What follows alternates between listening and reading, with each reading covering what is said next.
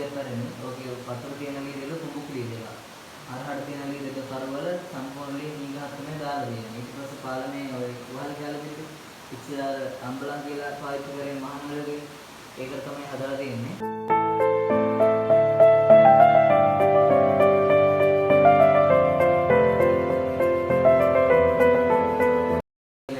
චිත්‍ර අවුරුදු 600ක් පැරණි. ඊට පස්සේ මේ ලෙන් විහාරයේ ඇතුළේ චිත්‍ර අවුරුදු 600 මේ චිත්‍ර මෑද ගාලපුවා. ඊට පස්සේ විහාරයේ ඇතුළේ අර මේ පිළිමයක් තිබ්බනේ ජනේලයේ කවුළුව ඒක තමයි රජුගේ පාලමේ දීක පඬිස්සය තමයි බාර වෙලා තියෙන්නේ. ඊට පස්සේ අර බෙන්ගියක් කියමු දැන් ඔය කට්ටිය බැලුවනේ. ඔව්. දෝව පන්සලේ දැන් අර බෙන්ගියක් හොහලා තියෙන්නේ. මේකේ අවසානයේ දෝව පන්සල. රජුගේ මෙහෙට සොරින්ම බැරෙන්න කිලෝමීටර් 24ක් දුරක් මේ ලෙන් මේ ගුහාව. එහෙන් අර රාවණල්ල තියෙන එහෙටත් ඔබ සම්බන්ධයි.